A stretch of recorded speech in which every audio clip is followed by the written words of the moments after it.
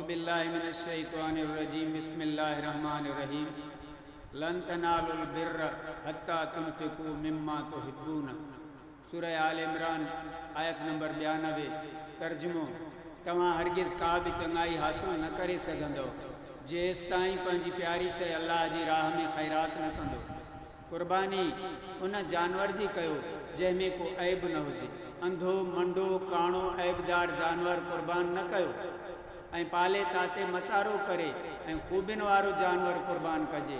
जॾहिं इंसान जानवर खे पाण पालींदो आहे त पोइ उन सां मुहबत थी वेंदी आहे, उन जी ख़िदमत कंदो आहे, उन सां गॾु गुज़ारींदो आहे वक़्तु, त उन सां मुहबत थी वेंदी आहे। त हिन आयत मां इहो साबित थिए थो त जीअं जानवर सां मुहबत थिए थी इंसान जी, त उहा शइ, उहो जानवर, बकरी, रिढ जेका आहे उहो इंसान खे प्यारो लॻे थो ऐं उहो प्यारो जानवर वरी अल्लाह साईं चए थो त उहो कुर्बान कयो।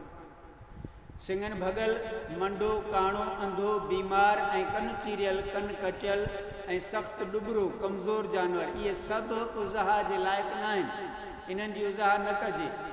उठ घटि में घटि इन्हनि जानवरनि जी उमिरि ॿुधाइजे थी तव्हांखे त उठ घटि में घटि 5 साल जो हुजे, गऊं जी उमिरि घटि में घटि 2 साल हुजे, बकरी घटि में घटि 1 साल जो हुजे, दुंबो या घेटो अहिड़ो पालियल हुजे जो साल जहिड़ो नज़र अचे, पोइ भली 6 महीननि जो हुजे।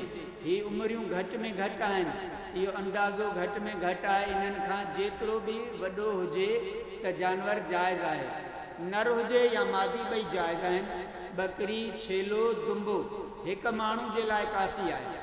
उठ में गऊं ॾांद में 7 हिसेदार थी सघनि था, उन में 7 हिसेदार थी सघनि था, पर जेकॾहिं अक़ीक़े जा बि हिसा उन उज़ही जे जानवर में रखिजनि त रखी सघजनि।